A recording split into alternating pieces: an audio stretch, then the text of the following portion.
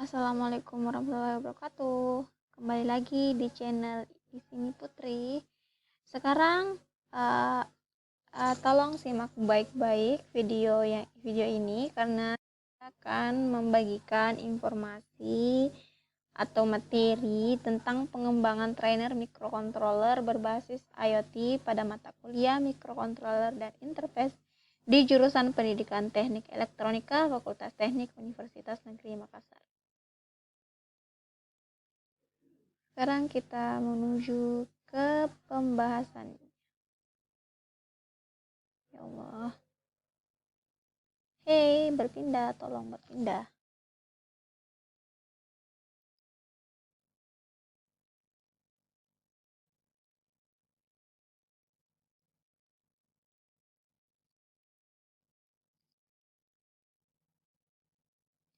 Sekarang latar belakang. Latar belakang dari pengembangan trainer ini yang pertama, perkembangan zaman. Semakin pesatnya perkembangan teknologi di era globalisasi saat ini menyebabkan semakin berkembangnya dunia pendidikan.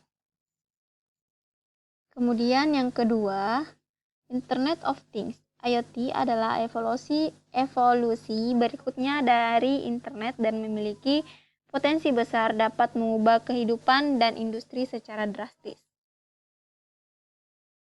Kemudian yang ketiga, modul atau trainer ini masih belum tersedia sementara ini. Jadi berdasarkan pengalaman dari dosen pengampu mata kuliah ini, dia belum mempunyai modul atau trainer IoT untuk digunakan praktik. Rumusan masalahnya yaitu bagaimana mengembangkan trainer microcontroller, kemudian bagaimana kelayakan media pembelajaran ini. Tujuan penelitiannya itu adapun mengetahui bagaimana mengembangkan trainer microcontroller berbasis IoT, kemudian mengetahui bagaimana kelayakan media pembelajaran trainer microcontroller berbasis IoT. Spesifikasi produk yang dikembangkan itu terdiri dari hardware trainer. Hardware trainer ini menggunakan node MCU sebagai pusat kendali trainer yang mampu mengakses internet dengan menggunakan jaringan Wi-Fi. Kemudian yang kedua, software trainer. Ini dapat diinstal di smartphone Anda, smartphone Android yang digunakan untuk pengendalian perangkat trainer dan monitoring sensor trainer. Kemudian ada modul praktikum, ini berupa teks yang secara garis besar berisi uraian materi dan langkah praktiknya. Manfaat penelitian ini ada dua manfaatnya, yaitu yang pertama manfaat teoritis dan juga manfaat praktis. Dari manfaat teoritis ini juga, penelitian ini diharapkan dapat memberi sumbangan berharga pada perkembangan ilmu pengetahuan, terutama penerapan media pembelajaran untuk meningkatkan hasil pembelajaran di kelas. Sebagai bahan masukan, yang kedua sebagai bahan masukan untuk memperbaiki proses pembelajaran agar menjadi lebih efektif dan efisien. Kemudian manfaat praktis, ini bagi mahasiswa itu tersendiri dapat meningkatkan hasil belajar untuk memperluas ilmu pengetahuan yang dimiliki. Kemudian manfaat bagi jurusan itu pun sendiri menambah media pembelajaran pada mata kuliah microcontroller dan interface yang dapat memenuhi kebutuhan pembelajaran dan dosen dan mahasiswa. Nah, sekarang kita berpindah lagi ke kajian teori. Menurut terminologinya, kata media itu berasal dari bahasa Latin yang kata lainnya itu medium, artinya itu perantara. Sedangkan dalam bahasa Arab itu media berasal dari wasaila, yang artinya mengantar pesan dari pengirim kepada penerima pesan. Istilah media mula-mula dikenal dengan alat peraga, kemudian dikenal dengan istilah audiovisual. Kemudian Android. Ini merupakan sistem operasi berbasis Linux yang dirancang untuk perangkat bergerak layar sentuh seperti telepon pintar dan komputer tablet. Antarmuka pengguna Android umumnya berupa manipulasi langsung menggunakan gerakan sentuh yang serupa dengan tindakan nyata, menggeser, mengetuk, mencubit untuk memanipulasi objek di layar. Kemudian Android Studio. Android Studio ini aplikasi yang digunakan untuk memasukkan pemrograman agar bisa menjalankan trainer tersebut. IoT ini istilah yang muncul dengan pengertian sebuah akses perangkat elektronik melalui media internet. Akses perangkat tersebut terjadi akibat hubungan manusia dengan perangkat atau sebaliknya. Kemudian Eagle. Ini Eagle adalah aplikasi yang didesain untuk mendesain elektronik otomatis dengan tampilan skematik, tata letak cetakan papan sirkuit, pembuatan jalur otomatis, dan fitur manufaktur komputer. Kemudian ada XD. Ini XD adalah software yang bisa disebut dengan Adobe Experience Design atau yang biasa dikenal Adobe XD. Ini aplikasi minimalis yang digunakan untuk desain user interface, prototype user flow, dan instruction, kemudian export image asset for development of apps and website. Kemudian Firebase. Firebase ini merupakan platform back-end untuk membangun aplikasi web, Android, dan iOS, dan memberikan kita database real-time. Kemudian kerangka berpikirnya, yang step pertama itu permasalahan. Kemudian kita berlanjut lagi ke step 2 itu pemecahan masalah. Setiap ada masalah pasti ada pemecahan masalahnya. Kemudian setelah kita memecahkan masalah, kita lanjut lagi ke perancangan dan pengembangan trainer. Setelah kita rancang dan kembangkan trainer itu kita buktikan dengan pengujian trainer. Itu adalah tahap yang terakhir dalam pengujiannya. Kemudian selanjutnya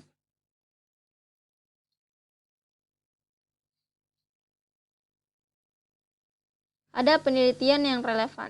Menurut Febri Wardianto dan Yunra pada tahun 2009 berjudul pengembangan trainer kit microcontroller Arduino Uno berbasis IoT sebagai media penunjang pembelajaran pada mata pelajaran sistem kontrol terprogram di SMK Negeri 1 Janengan Ponorogo. Penelitian ini menggunakan metode research and development yang menghasilkan media pembelajaran trainer kit microcontroller Arduino Uno. Eksperimen ini kemudian dilakukan pengujian menggunakan pre-eksperimen design atau non-design. Kemudian ada Saputra dan Hertanto pada tahun 2008. Ini judul pengembangan media pembelajaran berbasis teknologi IoT ini mata pelajaran teknik mikroprosesor di kelas 10 audio video SMK Negeri 3 Yogyakarta. Penelitian ini menghasilkan trainer kit dan website monitoring yang kemudian dilakukan tahap pengujian kelayakan produk yang dilakukan oleh ahli materi dan ahli media. Model pengembangan ini bertujuan untuk menghasilkan sebuah produk-produk yang dihasilkan untuk dalam penelitian ini berupa trainer microcontroller berbasis IoT yang dapat digunakan sebagai media pembelajaran pada mata kuliah microcontroller dan interface. Kemudian ada prosedur pengembangan. Nah, prosedur pengembangan ini yang digunakan dalam penelitian ini adalah model CIE. Ini adalah modelnya. Yang pertama itu kita membutuhkan penilaian kebutuhannya bagaimana. Kemudian ada desainnya pasti karena harus menampilkan hal menarik dalam trainer yang kita buat, yang kita kembangkan. Kemudian ada yang ketiga itu pengembangan dan implementasinya. Kemudian tahap terakhirnya itu adalah evaluasi dan revisi. Model desain CIE diadopsi dari model Hanafin dan Peach. Yang start itu pertama penilaian kebutuhan. Penilaian kebutuhan, kita evaluasi dan revisi. Setelah kita selesai dalam mengevaluasi dan revisi, kita lanjut ke desainnya. Kita evaluasi dan revisi lagi. Kemudian pengembangan implementasi. Pengembangan dan implementasi itu pasti ada evaluasinya dan revisi. Nah, ini adalah tampilan trainer microcontroller berbasis IoT. Sebelah kiri saya itu ada hardware, tampilannya tampilan trainer microcontroller berbasis IoT, kemudian Firebase-nya yang tadi yang tempat database real time yang menyediakan database real time kapan saja. Kemudian ini adalah softwarenya atau aplikasinya yang digunakan untuk memonitoring trainer tersebut nantinya secara online. Ya, desainnya ini dia mendesainnya dengan menggunakan aplikasi XD. Uji coba produk. Desain uji coba produk yang dihasilkan adalah pravalidasi. Peneliti melakukan konsultasi pada dosen pembimbing mengenai produk yang akan dibuat. Kemudian ada validasi ahli. Pada tahap ini peneliti akan melakukan validasi terkait produk yang telah dibuat untuk mengetahui kekurangan yang terdapat dalam alat. Kemudian ada subjek uji coba. Uji coba perorangan itu terdiri dari 3 orang. Kemudian uji kelompok kecil itu terdiri dari 5 orang. Kemudian uji coba lapangan itu terdiri dari 15 orang. Jenis datanya itu ada data kuantitatif dan data kualitatif. Data kuantitatif dari hasil angket uji coba, kemudian dari data kualitatif itu didapatkan dari hasil angket bagian komentar dan saran. Kemudian masuk lagi ke instrumen pengumpulan data.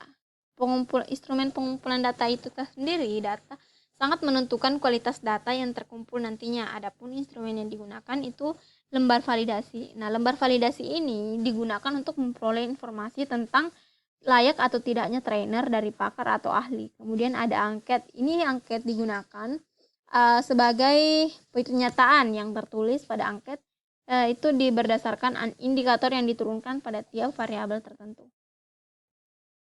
Kemudian ada teknik analisis data. Teknik analisis data ini merupakan teknik analisis data pada penelitian ini dengan menggunakan analisis deskriptif presentasi yang mendeskripsikan hasil pengembangan respon validator, hasil uji coba perorangan, uji coba kelompok kecil, dan uji coba lapangan. Kevalidan tadi, ya tes analisis datanya pasti ada kevalidan, kemudian kepraktisannya bagaimana. Nah, ini adalah kevalidan trainer microcontroller berbasis IoT. Ada kriteria validitasnya dari 85,01% sampai dengan 100% sangat valid, dapat digunakan tanpa revisi. Kemudian 70,1% sampai dengan 85% itu cukup valid atau dapat digunakan namun perlu revisi kecil. Kemudian 50,01% sampai 75% kurang valid atau revisi besar. Kemudian 01,00% sampai dengan 50% tidak valid atau tidak boleh dipergunakan. Kemudian ada analisis data kepraktisan trainer ini microcontroller berbasis IT. Kriteria kepraktisannya itu 85% sampai dengan 100% itu sangat praktis, sama saja tadi. 70% sampai dengan 85% itu cukup praktis. Kemudian 50% sampai 75% itu kurang praktis. Kemudian 0,1% sampai 50% itu tidak praktis. Ya, terima kasih atas kesempatannya, terima kasih atas waktu kalian. Cukup sekian yang sempat saya sampaikan pada pertemuan kali ini. Semoga ilmu yang saya bagikan ini bisa bermanfaat untuk kalian semua yang menonton video ini. Saya tutup dengan Assalamualaikum warahmatullahi wabarakatuh.